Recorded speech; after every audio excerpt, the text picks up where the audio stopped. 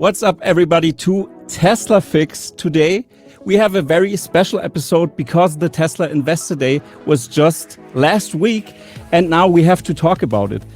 Before last week, I really had to catch up with every info and everything. Many people already covered this topic, but I think it's so important to look into the details again and really and guide through this Investor Day. And today I have a special person for that occasion, because we have Tesla Owners Silicon Valley here, or one of the founders. John is here on the channel, so I'm very happy to have him on. And we're going to talk about the Investor Day in detail and a little bit about everything Tesla. So, John, maybe you can introduce yourself after the intro. Welcome to Tesla Fix. Make sure to subscribe and like this episode. So, hi, John. Thanks for being here. And I'm very glad to have you on. Maybe you can tell the audience, maybe people who don't really know you, but I assume every subscriber knows you from my channel, but maybe somebody who isn't familiar with Tesla Owners Silicon Valley, maybe you can talk a little bit about where you come from, what you do, so we can start the episode. Yeah, of course. So first off, thank you for having me on Tesla Fix. I've seen your guys' stuff, really a big fan. And so thank you so much for coming on, for having me on board. So the name's John, president and founder of Tesla Owners of Silicon Valley. We are an official partner to Tesla, hence why we get to use their logo in our logo. And so, so I started the club back in 2018. And I, much like most Tesla owners, you get the car. It's one of the best things you'll ever experience. I was driving about 2.5 hours a day. And so to have autopilot on, it pretty much changed my life. And as I know you have a young family as well. I have a young family. So imagine going from stop and go traffic. Oh, that's so annoying. It's the worst. And thank God there's a boring company. But it's one of those things where, you have the stop and go traffic, and then you go from the stop and go traffic to being able to be a little bit more relaxed. You're still paying attention, but it's not just like hitting the brake and hitting the pedal to go. And so it really changed my life. And so it was one of those things. And I don't just say that just to say, oh, buy a Tesla because it's going to change your life. But it was one of those things where I wanted to know, okay, where are the other owners? And so ultimately, I'm going to save you a very long-winded story, but I asked where the owners were. That was my first tweet from at TeslaOwnersSV. That was literally the very first tweet if you go back 4.5 years. And you'll see that was the first tweet. And from there, it became one of those things where, I found out about the official owners program. There wasn't one in the Silicon Valley. So I think you and I had talked a little bit offline about this. We were not the first club.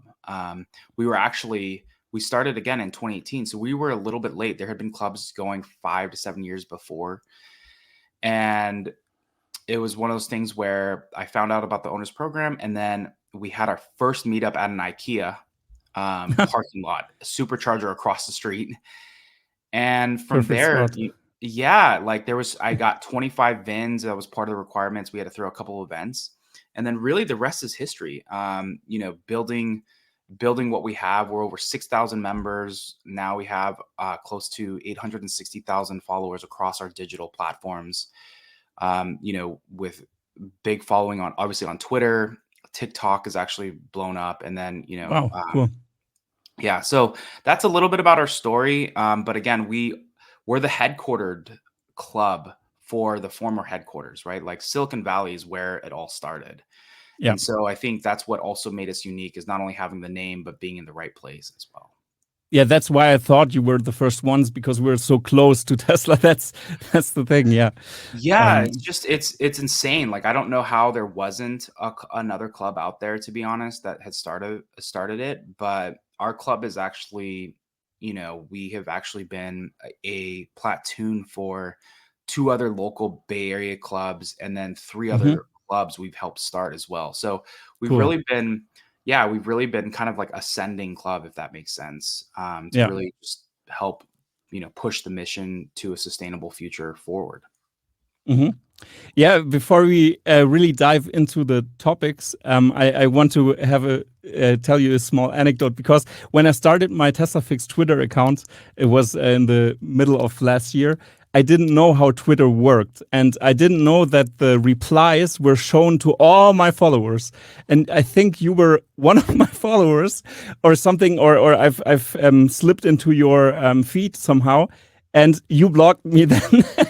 I think, or yeah, because I was meme spamming. I didn't know how it worked, and then I was no Tesla owner Silicon Valley blocked me, and I was on my beginning of my journey, and it was very funny. And but then I've had an interview with Dr. Know It All, with John, and yeah, I asked him like, "Oh no, Tesla owner Silicon Valley blocked me," and he said, "Okay, maybe I'm gonna write them," and then somehow you unblocked me eventually. Yeah, no worries, man. There's so much spam. There was so Yeah, many I know. bots. And so like it was, and thankfully it's actually night and day now. I mean, I don't really see many bots at all Yeah, anymore. exactly. Twitter really So changed. they're pretty much just gone now. But it was definitely one of those things where, especially now, it's important to obviously listen to open feedback, but also too, we've gotten to the point now where you just get hate, to be honest. Yeah, And yeah, so that's true. we just keep it moving. And but yeah, definitely it wasn't personal at all. It's Yeah, I just know. like, so especially by the time someone also reaches out on that person's behalf, I know that it was probably just my fault. So No but worries. sometimes you just don't give it a thought. But yeah, it was definitely nothing personal. And but yeah, I'm glad we have that history. Yeah. Okay, you've heard it here. The beef is settled. Everything is fine now. We're friends again. Yeah, exactly. Yeah. Yeah, but now we have to talk about the Investor Day, because it was such an amazing event from my perspective, and also the German media didn't catch up at all what was happening, and even the U.S. media. I've also seen the headlines there. CNBC. Everybody is a little bit slow with analyzing everything, like we're already used to in the Tesla community, and I don't know if I'm just totally biased, or am I somehow stupid, or was it amazing what was announced? I mean, seriously, it was so crazy to see how they want to improve the manufacturing to almost the costs down to like cut the costs to 50% down, and manufacturing getting everything faster done. And 2 years ago, Tesla was already 3 times faster in production than VW here in their home turf, and that was 2 years ago. So with the Model 3. So yeah, it's astonishing what is happening here. Yeah. And I think if we step back, right, a lot of the history really of Tesla event days, a lot of times the stock will actually tank the day after, because Yeah. they're expecting something to happen, a new product. But Tesla, the way they are, like, and to be quite frank, I do feel like the Tesla Investor Day, as far as a lot of the people in the community, they were hyping it as far as like, oh, there's gonna be this brand new, like, new car being shown, and I was partially guilty of falling into that a little bit. Yeah, But me there was too. just like a lot of like hype around what was going to be shown, when literally what the event was about, if you just step back, it wasn't meant for the person that started investing 2 months ago. It was the person that's going to be Yeah. investing for, to 2020, 2030, or even beyond. Really it was about, and sorry, before I go actually into what it was about, the analysts have never gotten it. And again, I can't speak for the European media, because and Yeah. obviously that's why you're here. Yeah. But for me, the American media was very much, they were expecting a new product. They were expecting like a new car to roll off, or something to be shared about the Cybertruck ramp and how many cars they're going to do, something that they could plug into their model to spit out some other numbers, but that's not what it was about, and I think, and that's why analysts continue to miss it, because the problem is that with Tesla and everything that it's doing, well, first off, what is Tesla? Tesla is a bunch of startups. It's a robotics company. And so there's verticals that you literally can't stick into a model. And so it's just like Yeah. one of those That's things true. where you can't, like, none of these analysts have the storage and energy Hmm. the storage, battery, and energy in their Models. model. It's just Yeah. not in there. And yet the amount of margin, and the insane ramp. I mean, Lathrop, which is the mega pack factory, is probably like an hour and a half from me. And I went there. That thing is ultimately going to be like the amount that they're ramping. I think they're putting out what, 5,000 mega packs a week, which each one is like selling at $2 million per. And they actually just raised the price. I think it's 2,200, 2,100 now. Not 2,100, but 2.1 million, $2.2 million. So you're talking about, like, that's what the analysts were expecting. And there's a lot of things about Tesla which are not being included in their model. And Hmm. so they were hoping for this aha moment. But stepping into what was Investor Day, and people forget there was actually a new product that was announced. It's completely Yeah. overlooked because, again, it wasn't something Hmm. impacting your model.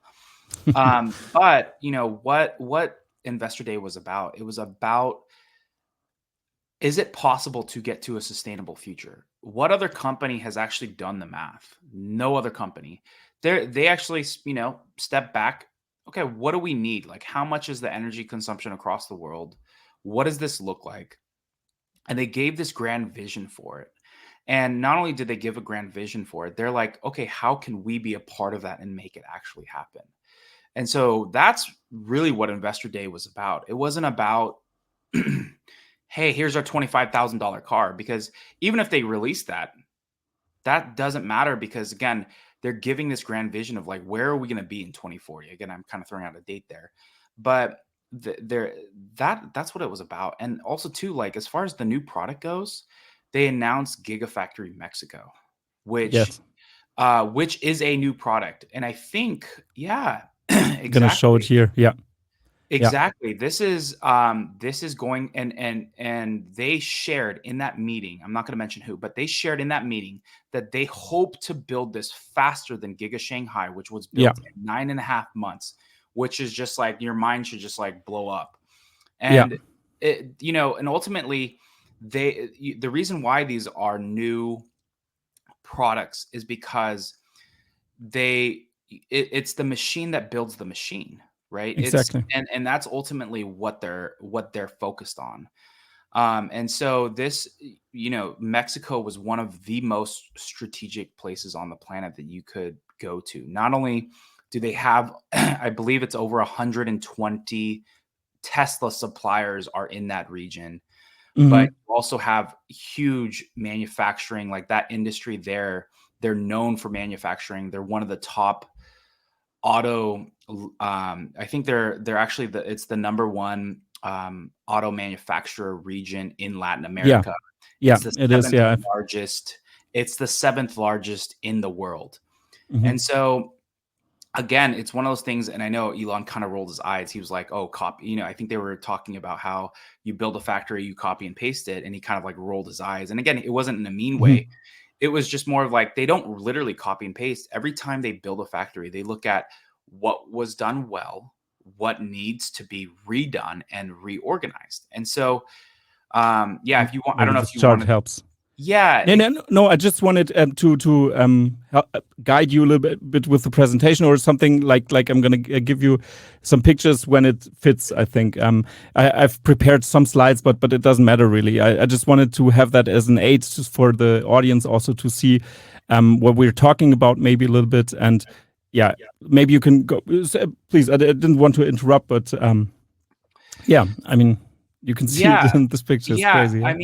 Yeah. I mean, this is obviously what looks like their battery production, right? And Yeah. so That's yeah. parts, processes, and so the thing is, like, and I'll probably talk about this more high level than just like geeking out about batteries, but like, the image you just showed is a progression of their batteries. Yeah. And what did that image show you? It showed you how much they're improving every part of the process as they Yeah. build out their full vertical integration. And so what you have is that they're taking processes, they're taking parts, they're reducing the amount of parts that you need to use to build their products, first off. So that's insane. So now, not only are you removing parts, you're also removing the processes as well, because every part you remove, you make the production line even that much more efficient. And so, as you said, I think as we talked a little bit about, or as you said at the beginning of the call, like, what other company is doing this? There is no other company that's doing this. Like, I was talking, I believe it was the Jeff Lutz guy, great guy. He has a ton of knowledge on supply chain, and he was just saying, how long has the F-150 been around? And how come that is not the most profitable car? That is like the best-selling truck or car by volume in the United States. But how come that's not at like 80% margin at this point? They've been building the truck for tons of decades, right? Like maybe even 100 years at this point. Maybe not quite that long. But, you know, it's because Tesla runs at a speed of ruthlessness and prioritization unlike anybody. They are not okay with status quo. And that's why they're leaving all of these people slash companies so far behind the dust that they can barely keep up. I mean, it was just in the past several weeks, Ford was shutting down production on their F-150 Lightning because, you know, battery fires or something. And then, you know, I think there was a stat that was put out, and sorry, I'm like just firing off. No, that's perfect. That's perfect. But it's insane. You know, I think it was like the GM is only putting out 12 Hummers a day. And it's one of those things where I've seen that. It's one of those things where it's just, it's so laughable. Not only, but it's just one of those things where they just also announced the next generation platform. So kind of trying this company is, you know, as these companies are just trying to catch up and get into EV production, they're literally just trying to make the car. Yeah. I mean, again, you have the Chevy Bolt, which was discontinued, but the Chevy Bolt, you know, had all of those battery fires. And then you have, again, Ford is actually doing a decent job, but you have all these companies trying to ramp, but they're just trying to make EVs. But then you have this other company, Tesla, which has been doing it for, you know, almost 20 years, if not longer. And and not only that, you know, they have cars that have hit 1 million miles at least. And sorry, again, I know probably some of your European followers are going to cringe because, you know, I'm not using the other, but you have no cars problem. that are over 1 million miles, which is absolutely insane. The battery has, you know, gone through several cycles. And now they're talking about the next gen platform, which again is probably similar to that battery photo you just showed, where they're deleting parts, they're improving processes. And again, how much of, I believe the stat was, they're going to reduce their cost to build by 50%. Yeah. I sadly don't have this statistic, but or this chart, but yeah, it's amazing. I mean, 50%. That's what I find so interesting. Even if you take away all the foam of these announcements, what are you left with? Just let it be 30%, let it be 25% or 10%. That's still amazing. And if they reach around like 10% of their goals, they're still leading the industry. So, but for their main goal, they have to step it up. It's a calculation example where you have to calculate everything through. And if you want to produce 20 million cars, you have to ramp up this fast. Yeah. And, that's their goal, not to crush the competition. It's the competition doesn't matter really. It's interesting. And to go off of that, I believe it was Sandy Monroe. Like, sorry, I'm getting fired up. It's pretty funny. But, me too. Me too. It's awesome. One of those things where there was a chart and Sandy Monroe had put it out, and not Sandy Monroe, but I think it was Reuters. They had literally shared the cost per vehicle by company. And okay, I know what you mean. Who is the best company on the planet besides Tesla? Like, and really it's Toyota, right? So Toyota is the benchmark right now. They are the GOAT. They're like the Michael Jordan from a United States perspective, or maybe like Ronaldo or Messi. They're literally the GOAT. So imagine this company. Exactly. Look at this. If you, and this again, the Toyota Corolla is a gas car. So it's just like one of those things where, if you look at how much they're reducing it, it's pretty insane. But the chart showed every car company, right? And this is again is a good one. But their profit per car was 8 to 9x better than Toyota. So imagine having someone that is making more money or is 8 to 9 times better every game than Michael Jordan or Ronaldo or Messi, whoever it may be. And now you just have that stat, okay? And not only is it like we're only in like the first year, because especially in Europe, the Model Y is tearing it up. They're like the best selling car in every the first week of January, it was like every stat was coming out of like the Model Y being the best selling car. So not only do you have like, okay, this car is ramping, but now is Tesla like, oh, we're good. We have the best selling car. Let's hang up our shoes. No, it's just based on the image you showed. They're now saying this is the Model 3. Now we're going to put out a brand new platform that is going to reduce costs by 30 to 50%. So again, from a cost of ownership perspective, from a profit per car perspective, you already have them 8 to 10 times better. Now they're saying that we're going to increase that by 50%. So it's just one of those things where it really just puts to shame what everyone else is doing. And at this point,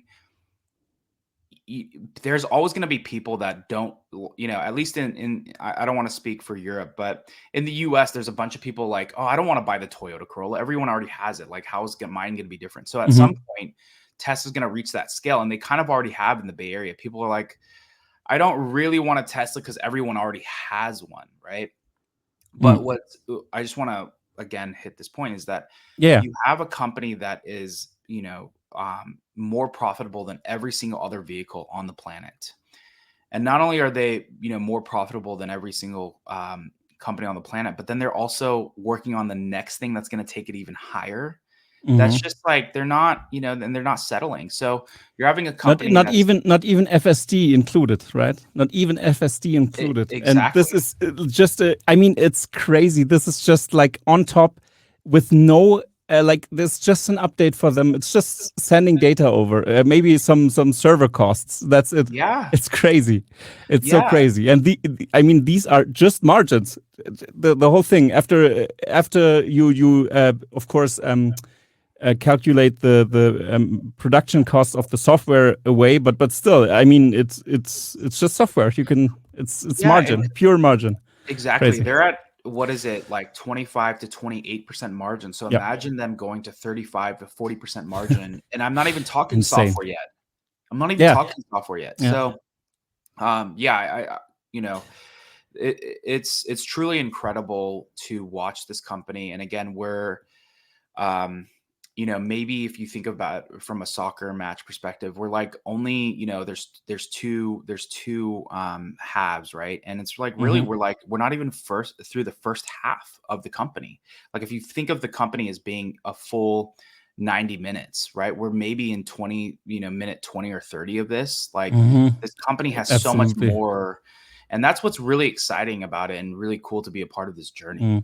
That's what I took away from it is, this company laid out the amazing opportunity to get to a sustainable future. 1, 2, they announced a brand new product, which is Gigafactory Mexico, which is it's like 800 miles from Austin. So it's, not only is it like, again, I went through the part, I won't go through it again, but it's a great location, but it's only also 800 miles from Austin. So it's a great location. And then 3, the next generation platform. This is their complete vehicle lineup.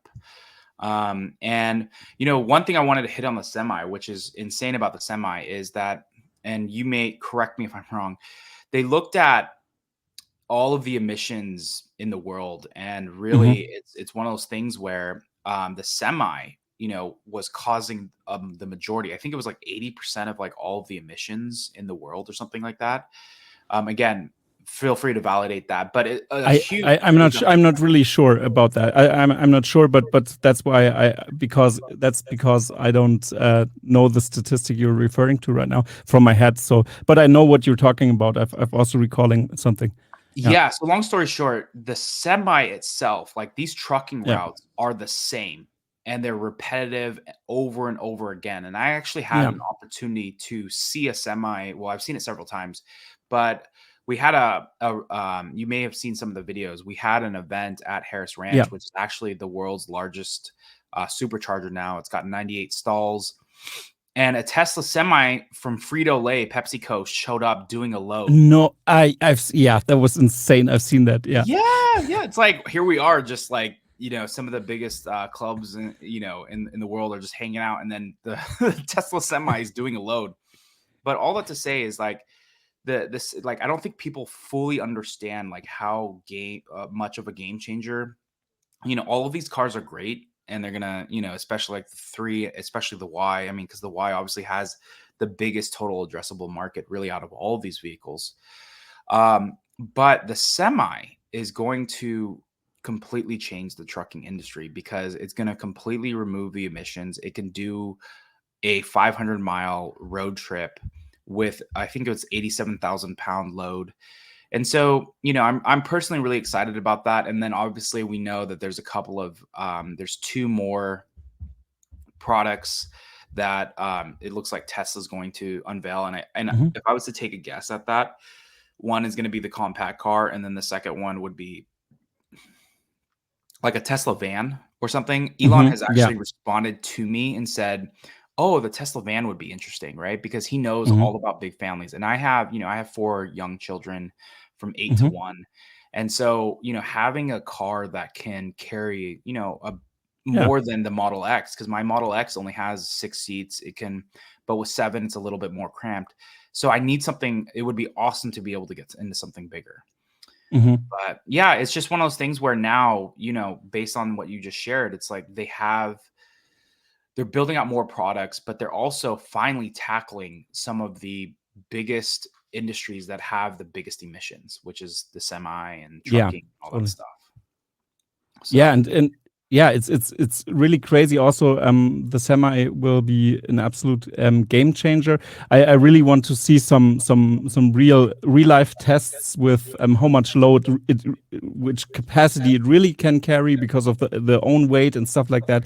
We've heard so much stuff from the Tesla Q community. Also, it can't even pull anything, and look at this. And people analyzed it and how many bricks were on the shown picture. Was it declining or was it up in hill where the semi was taking over an old semi truck and stuff like that. So but I think we need those real life tests, but I assume that it will be like they've said, and I also assume that it's like a real game changer actually, even if we need for bigger transitory purposes, maybe we need a bigger rig still or something like that. That's not what it's about. It's about, is it possible to get the semi on the road to get 90% of our shipments done or something? Yeah, exactly. Because I'm not an expert in trucking, but me too. Yeah, the big thing is what I do know is the routes are the same. Yeah, like of the majority of deliveries, the route doesn't change, especially like to get up California, to go from like I think it's like Manteca to Bakersfield. So Manteca again is where the Mega Pack factory is kind of close by. And then, the Frito-Lay guy was going all the way down to Bakersfield, which is like Central California, where I assume he was probably dropping it either for more distribution or to be handed off to somebody else. But those routes are the same. And so, again, not to get into this is regressing, but remember, Trevor Martin I think it was Trevor Martin, whoever Nicola was, and he would go off about trucking as far as, and Trevor obviously Milton, I Trevor think Milton. Right? Yeah, Yeah. exactly. Trevor Oh, I Trevor love this Milton. guy. Yeah, Yeah. it's so And sad that this story that he's in prison, because it was so funny to hear experts talking about how great Nikola Motors is. And I have to put an anecdote right there. A friend of mine is working for a huge trucking company in Europe. I can't recall if it was Scania or some European brand, or Isuzu, a Japanese brand. I'm not really sure which one it was, but they partnered with Nikola, and he told me about it when we were talking casually, and I was like, wait a second, don't you know about Trevor Milton and the stuff he is happening there? And he was so uninformed, and I was like, oh God, this doesn't look yeah, good. But yeah, but I just wanted to throw that no, out there. and I So remember like he would throw out. So the one thing is what made him, probably one of the greatest frauds out there was yeah, he knew like certain stats. But I remember he would go off about, these tests or these trucking stats. But again, the major point here with trucking is that he is completely, or the routes are exactly the same.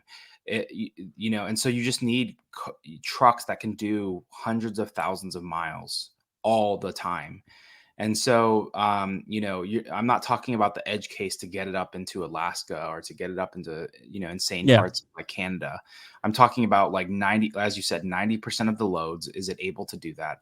And I believe it will be. Like, one thing I do know, they're still in the they're in the production phase. Don't get me wrong. And they're actually expanding Giga Nevada to obviously build out the Yeah. Tesla semi production, but they're still in that testing phase right now. Hmm. And so like we asked the driver, hey, can I come in and like, videotape or something? And they're like, no, like, again, we're still locking the view in here. Hmm. Interesting. It's our policy. So yeah, I'm really excited for what that's going to do. Sorry, I didn't mean to regress from Investor Day, No, but no, it was a part of Investor Day, in my opinion, because they announced here's what we're doing, here's where we want to go, and here's how we try to get sustainable the to a sustainable future. to a sustainable Exactly. future. Thank you. Yeah. Exactly, and that was the case. And then they announced their product, which was the Gigafactory, actually. And people don't realize that, like, making the machine that makes the machine is the main goal of Tesla, because that's how you expand. It's about the products, but the products are just coming out of the factory, and the factory is the thing that builds it. So Tesla really is a manufacturer. Yeah, So yeah. exactly. And I think if you look back, and actually I'm gonna steal a story from Ross Gerber. Okay. He The won't be big mad, I thing think. was, he would say one of his kind of claims to fame was that, Elon was trying to automate and put too many robots in the early days of Tesla. And so one of his biggest things of feedback was, hey, you still need humans to do a decent portion of it. So it's really cool to see, like, I think he was able to take that feedback. And again, he probably had heard that feedback from others, but really not like in the way in what they're doing today, where they're automating the crap out of and building robots that are building the machine. But it's not like they just snapped their fingers and that happened. It's taken a ton of time to get to this point where they have figured out they're, I hate to use this word talking about Tesla, but it's a well-oiled machine now. Like, they now understand Mhm. how to build cars with quality at a fast clip. And now they can continue to build on that. And that's what they do at every factory. And I think it was one of those things where they mentioned it at Investor Day, where how it's so important when they create these factories to make sure the production line is as straight as possible, so that it's just like running through, versus like having like, that's what they're trying to do with the Cybertruck production line, is just make it straight as possible. I think with the Y, I think again they have to kind of split it a little bit. Mhm. But it's just one of those things where they are always trying to improve their processes. Again, the robots that they're creating, it didn't happen overnight. And I think they played that video where you had Optimus building another Optimus, which it was just, what's the word? If you could summarize Tesla in one video and just show a video of like, hey, this is what Tesla is, that would be it. Optimus building Optimus, right? And so, but yeah, it's been an incredible journey for this company to get to this point where they are, a robotics company. They're building the machines that are building the machines. And as you showed in that image, like some of this, the image that you showed is just sinking in even more as with the battery, as they go from parts and processes, where I think the two metrics, and as they've gone to the 4680, they have literally, reduced the amount of parts and processes down to practically nothing. And it's so interesting because in Germany we have very many proud German engineers working for VW, Mercedes, and it's like they're also there. In Germany, that's my thesis. Many people would disagree, but I would say that in Germany we don't have really much this patriotism, like in the US, for example, where it's more or less allowed, and it's since 2000 it maybe went down a little bit over the years in the US as well. But in Germany, people identify themselves with German manufacturing. That's something that they can be still proud of, because we have our past with nationalism. We don't need nationalism in our country as much now, and people don't really follow this anymore, and are very different today than in the past. And now they identify with German engineering. That's something where they're very proud. That's why I think people from Germany are almost blind for some changes that is happening, because they were so long on their high horse, because the Germans were the ones that perfected the internal combustion engine to the max. You couldn't really do more. I mean, there are some great Italian companies that also manufacture great sports cars and great sports motors and stuff, but still, they were top level. They have all the patents. VW owns the brand owns so many car brands around the world, and also BMW, for example, as well, and Daimler also. But if you really look into it,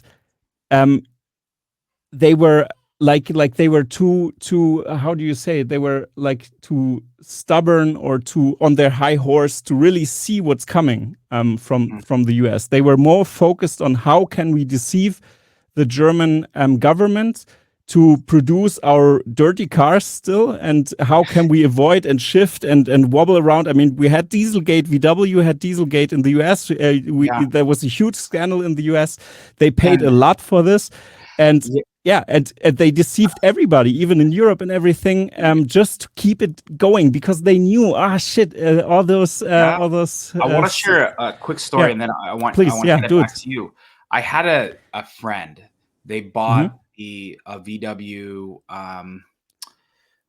wagon, and bought it brand new, and it was diesel, and the whole Dieselgate happened, and I remember the Dieselgate was happening, and VW took back the car at full MSRP plus more. Like, can you imagine a 3 or 4 year old car? And it's like, you paid, I'm making this up, 36,000. They gave that person 50,000 instead. But it was, and then obviously now we also have Electrify America, which is one of the other bigger supercharging networks out there, but it's a piece of junk. And it's because VW, and it's also backed by VW. Totally, exactly. But that's why it's a piece of junk, because they're doing it to pay their dues. I'm not saying VW is a piece of junk company, but I'm just saying they're doing it because they have to, not because they want to make this amazing product. But imagine if VW was thinking about this right. They were like, let's take this loss of, the whole Dieselgate, and let's do it right now. And by that meaning, let's make Electrify America epic. And what I mean by that is, now let's say they're, Polestar's coming out, some of their other brands are coming out as well, the ID4, and they would have an amazing supercharger network like Tesla. Maybe not Mhm. as big as Tesla's, but they would actually be, build confidence in this transition. And it's not to, um, but it would just be amazing. And then what could happen is, like, all the VW owners, Polestar owners could actually, more would be willing to buy their cars if they had a decent supercharger network. Obviously, Tesla has been doing it in Europe, but they're doing it now in the US, where they're opening up the supercharger network. Yeah. But most of the superchargers that they're going to be opening are going to be meant for traveling somewhere. They're not going to be doing it in high dense areas like Los Angeles, Miami, Mhm. like, and where it's very congested, or San Francisco even. Mhm. It's meant for me to go from California to Florida. They're going to open those things up and create and help that transition, because a lot of times if I go to like New Mexico, there might be 12 to 15 stalls, but you won't see a bunch of people there. But now you start adding in more so that EVs can come, it'll definitely help. But I think it's just VW still continue, in my opinion, to miss the bucket on that, where they're Totally. yeah.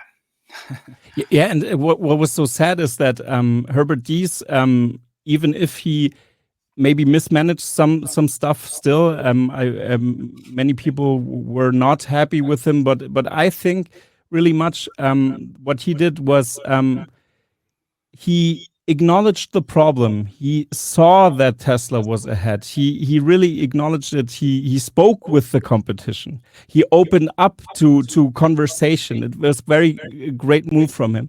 And what happens? Germans really, like I said, take much pride in this company, and that's something they're very like almost military structured and very classic. It's a very classic company with hierarchies like looking like the pyramids of Egypt, and so it's it was really much a slap in the face of the German board of VW, and because it's also a family dynasty. VW is also run by a family dynasty. To part the Porsche P family is in charge there more or less, and I mean, there are like hundreds of people now. I mean, the family grew and grew over the years, over the decade, last 100 years. So to get a decision in the VW board is so hard. There are so many stakeholders to do that, and I also think that this transition of electrifying the automotive sector wouldn't have happened in Germany because of that. Because the organizations are too bloated, they're too big. We don't have the company culture like in the US, for example, where you have egalitarian decisions inside of the company, but when the boss says the last word, it's gonna get done. In Germany, we always have to sit in a board and talk to each other and find the compromises, and that's all great. If you run a government, that's very important also, but still, it makes the system slow. It makes everything slower, and to be pioneering and jumping and it's accelerating in that pace. Yeah, you need a different system, and it was a huge mistake from VW to get rid of these because they just kicked him out, more or less. But kicking out in Germany means he just renewed his contract before he was kicked out. So to 5 years, he gets his salary still, and he's gonna take all the. Yeah, it's awesome. He has the big one. He consults a little bit here and there, and but yeah, that's crazy. And now we have a CEO that says e-fuels are great, and that's the direction VW is also. I mean, they are electrifying. Don't get me wrong. They are doing the transition, but now they have somebody on top that is for more or less for hybrids and tries to stretch and squeeze everything out. Yeah, I don't know. Yeah, it was a bad move. Not to regress or change the topic, but what is the problem. German perspective? About Tesla coming in? Are they like scared? Are they feeling it? Are they trying to regulate them out, or what's the perspective there? You have to imagine this. In Germany, we have somehow a culture or something. How can I describe it? It's like people from Germany are not content, are not happy how some companies do their business here also, because we know that innovation takes so long. Everybody feels it. It's like moving in honey or something. That's how you progress here. And especially the young people really have a problem with that. And there is a huge divide between the generations, I would say. And many young engineers really want this change, want it faster and faster. And then there comes this American company that is like running like crazy. So they gained a lot of fans here as well, because it is such a contra culture to the culture we have right now. Also, Japan is the same way in the Asian part. They are very conservative. And with that conservatism comes maybe, okay, they're good in manufacturing. They're very perfectionistic. I mean, Toyota invented Scrum more or less, and the processes of getting everything faster, and all the factories we see in the world more or less have these Japanese standards. Actually, they really pushed the envelope over there.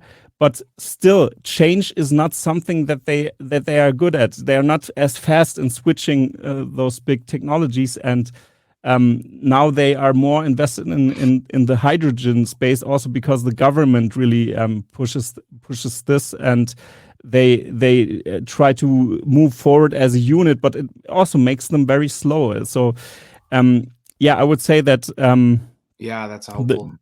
That the Germans are really the younger generation really sees that, but what they don't like is I feel like the many Germans also feel like Elon Musk is a problem in that mix, because they say, okay, he's a little bit cocky, he's a little bit like he's the rooster and that's not something that in German culture is seen as great, because in Germany you don't step out of line. That's something that is a cultural thing that's different, and we see the Americans also as very loud and very great. I like this very much because I'm from the design field. I like this. I'm very influenced by the US culture, but I really can see the conservative Germans, young and old, are more or less like saying like, no, we have to decide and talk and everything and secure everything, and are very security focused. But actually being so security focused is the opposite. It's unsecure than taking risks. So Germans don't really want to take risks, and but I would say the younger people really love what they are doing, and I think Tesla can really show from the technology perspective. The GIGA casting, for example, really made a huge impact in Germany. It went through all the news because the engineers know something about engineering here. That's what we know. We have great engineers here in Germany, and they really loved what Tesla doing. They love the Tesla powertrain, for example, and that's something that there you can catch the Germans with the technical details of your production. And so I think it just takes a little bit more time, but people will jump more and more over into the Tesla camp, I would say. So. To say it short. I mean, but also too, not even just what you're saying is not necessarily just true of, let's say, from the German standpoint. It's really the automotive industry. Yeah, that's true. And really, you can even say Americans, and really, just certain industries. That's true. And just certain industries in general, right? It's like, people just get comfortable. Again, we talked a little bit about how Tesla, it's like, oh, hey, we're 9 times better than the GOAT, which was Toyota.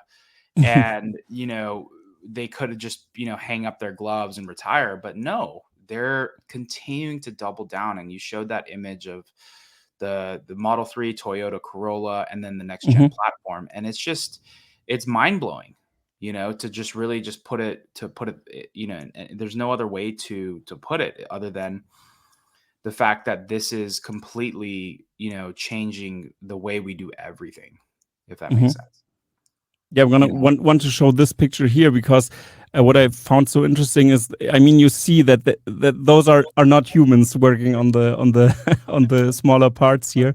They are Tesla bots. So you really see how the direction is. And you've mentioned beforehand the Tesla bot building the Tesla bot, and now the picture makes more and more sense, because now you see, okay, we're gonna change the manufacturing process building one huge block of car where it's very difficult to reach everything. We're going to build part of a part like Lego and then stick it all together in the end.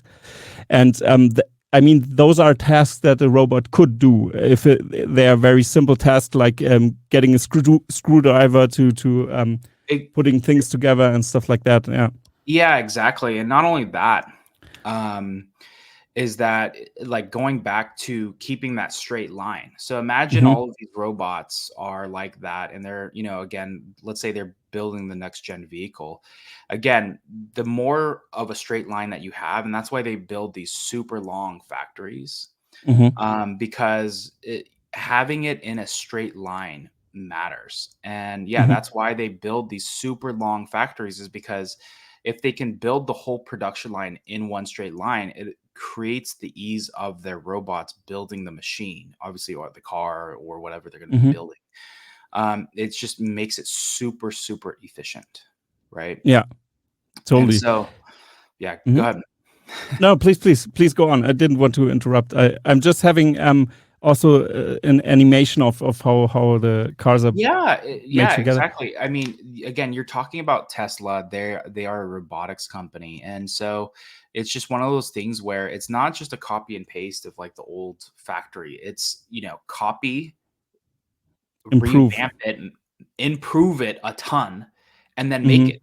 And then again, so just imagine, like, it's not really about what is coming off the line. It's about the things that are building it, because at the end of the day, that's what they're inventing. It's not sure, I'm of course a huge fan of the Model 3 when I get it and when I'm using it. But really the innovation is creating the robot, because ultimately at that point, they essentially can create anything that they want. So if they wanted to start, and I don't think that they're going to do this, but if they wanted to start making boats, again, they have all of the intellectual property, because again, they're building the machine that builds the machine. And so it's not about the intellectual property for them, is about how they're building the machine. And, and it's not about what they're putting in it, because it's almost like math, right? It doesn't matter what industry you're in, math and numbers are the same. They just have different key performance indicators, right? But really, like, you can take math and throw any industry in it and still look at efficiency, analyze it. And the same thing with what they're doing. If they're building the machine that's building the machine, it doesn't matter what type of vertical or product you're putting through the production line. Obviously, it is going to be hard to build the production line. And as Elon says, it's easy to make prototypes, but extremely hard to do manufacturing. And so that's why it's very key here that they're getting to a point now where it's just about scale at this point. It's just about announcing gigafactories. And again, manufacturing is very hard. But yeah, I mean, like I said, imagine each one of these. So if each one of these are different production lines all in a straight line, they're essentially building each piece and then ultimately bringing it all together, right? So it won't matter at some point, whatever the vehicle is that, each production line. So yeah, exactly. So just imagine all of these parts being built in separate parts and then ultimately like kind of put together, right? Kind of like this. Yeah, this is exactly it. Yeah, and it's crazy for me also to see it. I mean, the front and rear casting was already revolutionary. Then they did the battery pack that is a structural battery pack, and now they're going to how can we improve even that further, that we put all the parts that are needed to make the car into, like, it's ready, because painting is such a pain in the behind that you have to put you have to take everything apart, build every single piece, then put it together, then paint it, then process it, and then take it back out, and then put everything out again, and dismantle everything again, and then building it together again, and or building inside of the car that is already built, and it's very hard to navigate inside of that. But if you have it modular, then it's so easy to put the panels on and just put everything together in the end. And this is so revolutionary about this production method. And what I've seen from the Investor Day, or I took with me, is that it's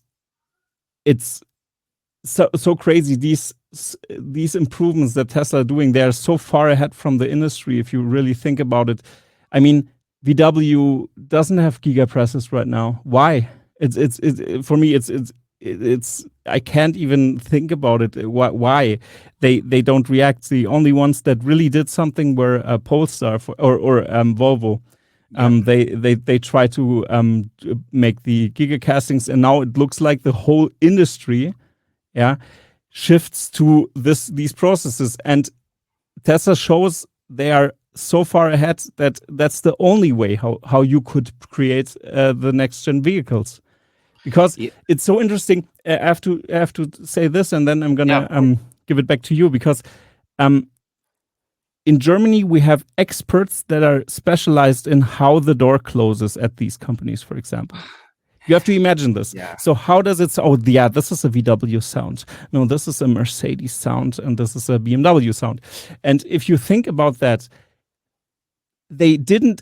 I mean, okay, they improved their engines and blah blah blah, but that's so small improvements that they have the time to focus on how the door sounds when it closes. That means the core product is already done. You don't really. I mean, you can't improve the car anymore. So that's the interesting part. And now I think that's why they are looking like, oh, but where is the product palette? I mean, more cars. Where are the different cars? Where are those 60 models that we need? Do we need 60 models? Yeah. I have to remember Nokia versus the iPhone. Nokia had many models, many different models, many variations of their mobile phone. Yep. But Apple had one thing that was working better than the rest. And then until today, it's the form factor is still the same. Yeah.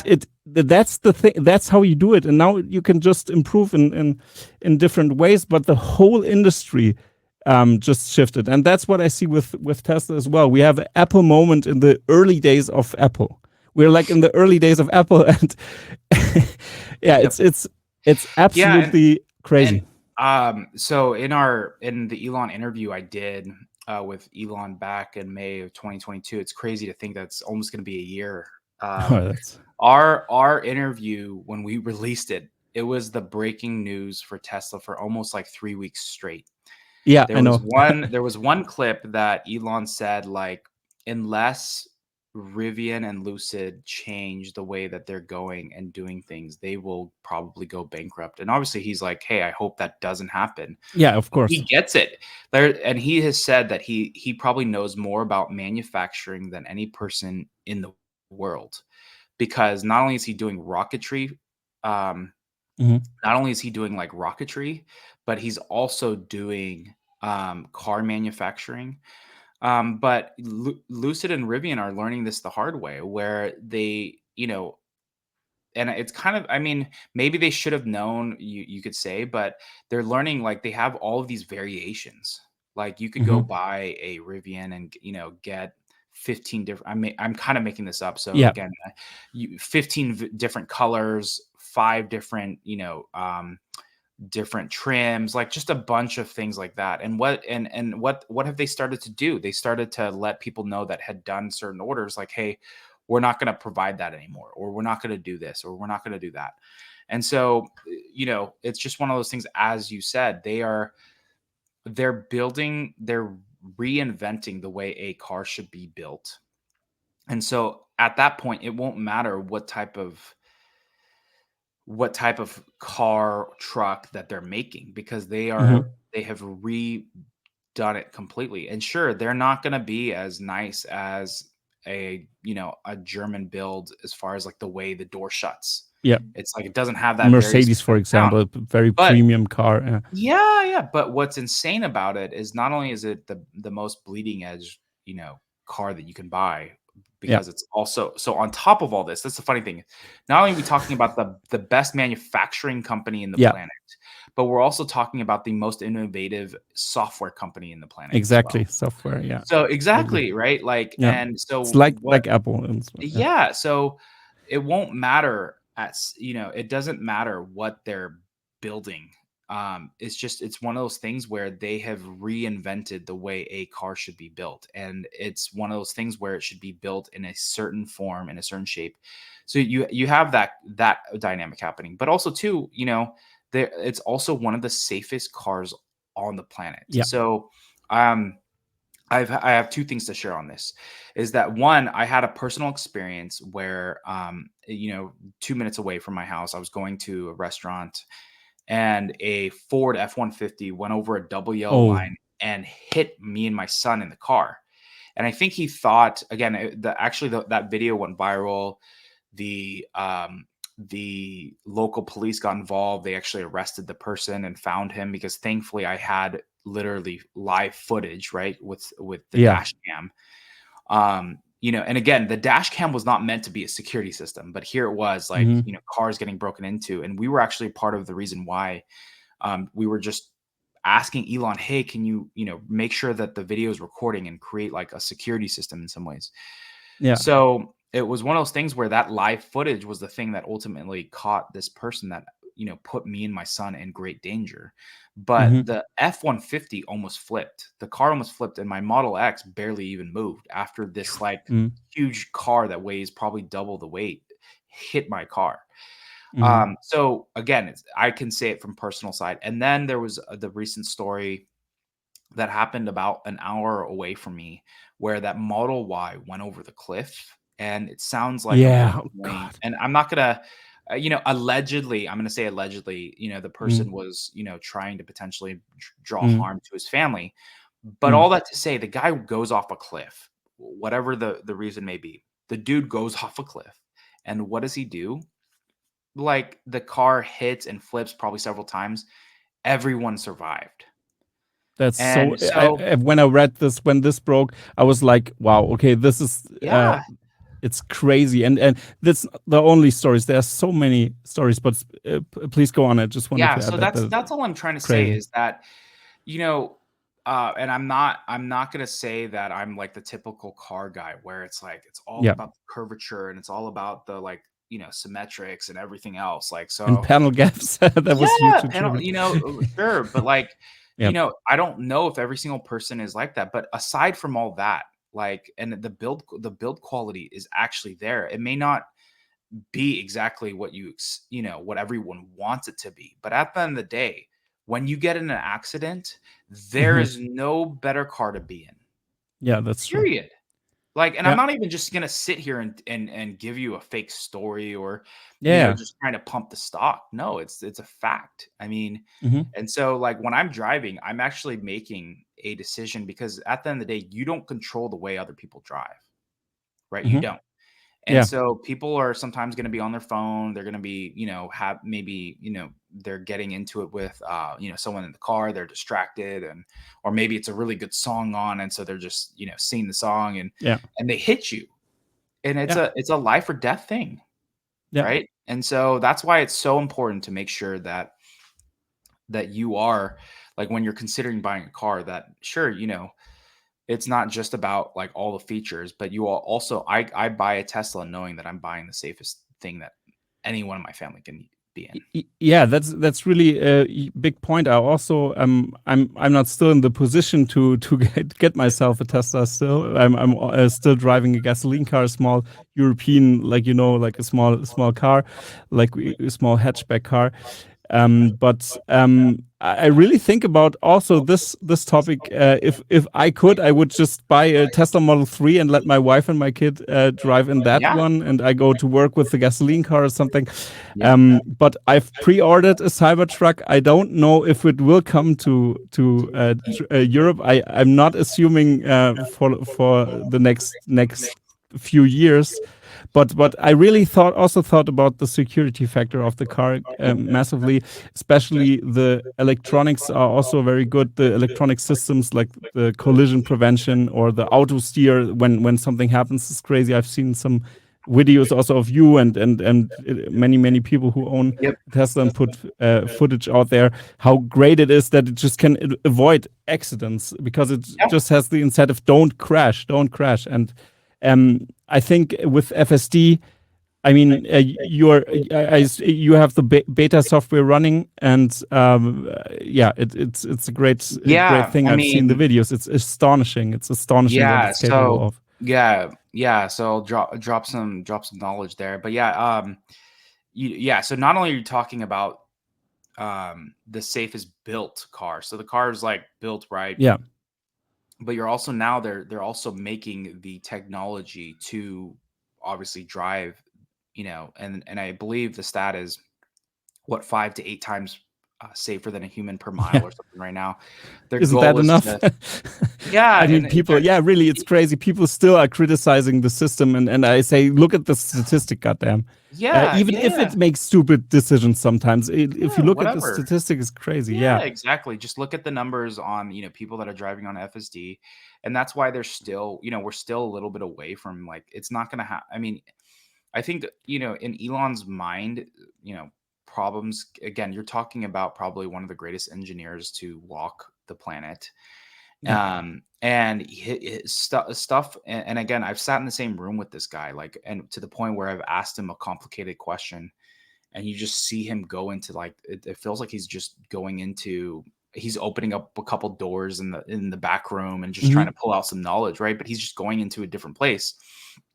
And it's one of those things where, I think things are oversimplified sometimes for him. So with all that, I say all that, and that, we're still a minute away from it, but statistically, they are 5 to 8 times better than humans. It can clearly, I mean, there's some fake news on, not being able to see kids and things like that. I have personally, no doubt. I have personally driven through schools when schools were getting out with FSD, and it clearly sees humans, because a lot of the things that he's using are, like, let's call it, like, fake, like plastic things or things like that. And sure, maybe, but it's one of those things. It can clearly see a human. I even had Ryan from the Kilowatt. So I was actually the first person publicly. To get the beta. Raj and I were actually the first person to put out a video of our first reaction. We took it to go to Target, and it just like blew our mind. And the next day, Ryan from the Kilowatt was like, hey, let me jump in front of it. And I was like, what do you mean? He's like, I want to jump in front of the car. And we're like, okay, sure, let's just do it. And so we recorded the whole thing, and he walked in front of it, and he came out super last minute, and it stopped. So I've seen it, and I even again, I feel safe enough where I'll take my 1-year-old and my 4-year-old and my younger kids of my 4, I'll take them driving in it. And I'll be recording it. Sometimes you'll even watch my FSD beta videos, and you'll hear, some of the little ones in the back. It's because I feel completely safe, and so it's like, it's just one of those things where, it's important that the human is still, very much paying attention. Of course. But it's one of those things where not only does the person need to be fully attentive, but it's safer, and imagine, and actually I put out a clip, in the Elon interview. And actually, the one thing that Elon said, and the reason why they're focused on FSD, was in 2014, there was a person, I believe it was in the Bay Area, who was driving a Tesla, and he fell asleep, and the Tesla hit. And again, this was before really any autopilot, really, right? Yeah. It hit and killed a biker. And he was like, yeah, I know which video you were referring to. Yeah, I put it out a couple days ago, and again, he did that. I'm gonna link it in the sure, over there. I can even send it to you. But yeah, it's one of those things where he said, like, if we had even basic AP1 autopilot 1, that person would still be here. And I think that's, and I think here's the other thing, is that FSD is going to save so many lives, and most of the people won't even know it. right? Like imagine, like I guess what I'm trying to say is imagine like do you remember the times where do you recall every safe drive that you've ever been on, or do you remember or really think about the time that the driver took a courtesy to really go around you? And no, you remember the close calls where you almost lost your life, or people dying, right? So FSD is going to save and has saved a ton of lives, like, and most of the people won't even know it. And the only time we'll ever get to a point where it is super safe is where the majority of people are using FSD, which we're maybe even decades away from that, to be honest. Yeah. But if you can have even more cars on the road that have FSD, it's just going to save more lives. And again, that person, even if he had AP1, at least it would have stayed in the lane, and that biker would have been fine. And I have to say something about the personality of Elon Musk here in that regard, especially. He is super empathetic. If it's about risk of death or something like that in that direction, he's super empathetic, because he went also through so much pain in that regard, because he lost a child very young, for example. And I think it very, like, he is really invested in saving lives. It's very important for him. Exactly. Despite maybe there was a person fired or stuff like that you hear around. Or I mean, he's a very strict boss. I can imagine that working for him is no cakewalk. You have to give everything you have. Overtime and stuff is always a thing. And but we're already getting better at the burn through rate of their workers and stuff. But it's like they are the pioneers. They're on the forefront of innovation. That's why. Yep. But in all the interviews where it's about when he's asked about problems, or for example when he was interviewed by 60 Minutes, for example, and he was asked about or no, it was an Australian interview where it's about Australia, and he said about, we have many people with outages here, and people risk their lives also because of that, because then infrastructure isn't working anymore.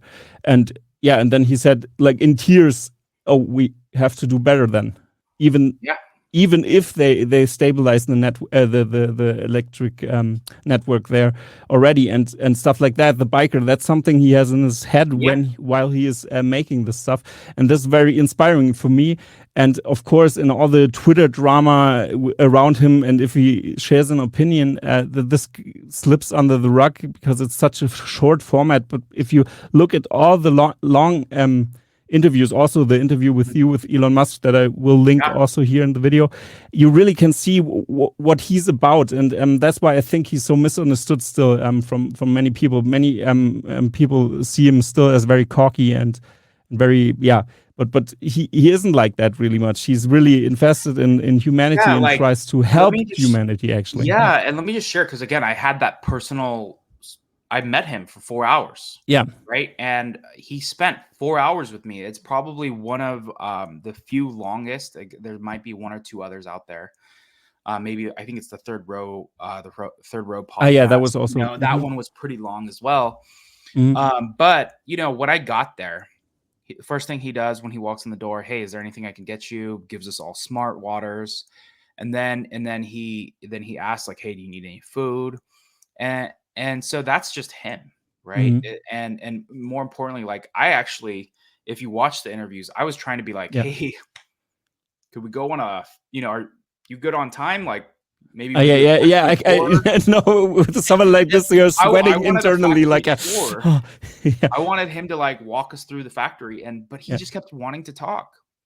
And it was one of those things where, and I think, and what again is different, why you don't really see him, meeting with traditional media really anymore, is because they will take something he says and misconstrue it, like they do with our interview and everything else. And so that's why it's so important to kind of understand, really, what he's about, where he's come from. But he even if you don't, like, again, very few people will get that experience on like the insider's perspective. But it's it's definitely one of those things. He's one of the most, he can be very personable, and especially when you're coming from being a fan, and that's what was empowering for me. I wasn't walking into the building as an employee. I was walking in as a fan. And we spent the first 5 minutes talking about chocolates.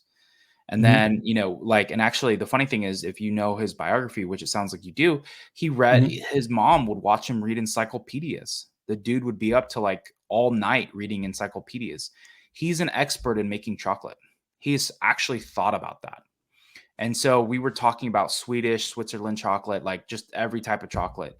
And he was like, and he was just, again, geeking out on it. And then, we talked about that, the early days of Tesla, religion, the Cybertruck, how many like humans it would take to fill, like if you took all the humans together and stuck them together in this fat human meatball, like how much space it would actually take. Because I think a lot of times people think, humans take up too much space, but it's like the city of Manhattan wouldn't even, if you stuck 7 billion people, 8 billion people together, it wouldn't even take over Manhattan or like even Central Park if you go like a mile high, right?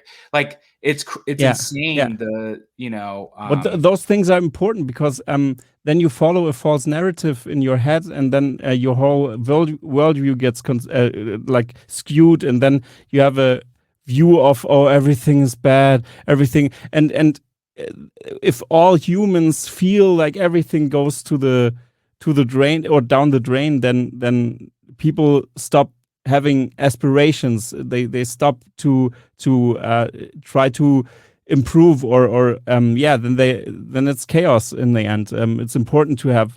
That's why I also really think it's important to get excited about the future. It is important, really. It is, because then we build a bright future. But if we feel like everything is dark and there's also a book, I don't know the name, but it's about statistic about things that improve, because in our news economy we have like humans are so aware of danger. That's why we are triggered by danger. That's why we need like in the news cycles, they always try to emphasize danger to you, and that you feel like, oh God, everything is bad. But now you listen and now you watch, because it's ingrained in our brain when we, for example, go into the forest to make pee-pee, that's a snake could attach to you, and that's why you get scared a little bit at night or in the dark and stuff like that. It's so instinctive. But this news economy doesn't help you to like this skews the picture, because if you emphasize a problem like this big and actually, world hunger is improving right now. And that's something, for example, that nobody talks about, and stuff like that. There's a great book about this also, about the positive side of the statistic. I just wanted to add that, but please go on. I think it's, Elon again is, people, I think actually it was probably some, and you might know this better, there was someone who was like, hey, if you had given $5 to $10 billion or something like that, you could solve world hunger. And he was like, hey, we'll just post it on Twitter. So here's your opportunity to tell the richest person in the world on paper, not necessarily, it's not in his bank account, but on paper, how to solve world hunger. So imagine someone actually did, like, how, again, they, Investor Day, they spilled out like, this is how we get to a sustainable future. Let's say that politician actually knew how to engineer how to make this happen and came up with the model. That was your opportunity to do it. Same thing with Ross Gerber. He was campaigning to be on the board.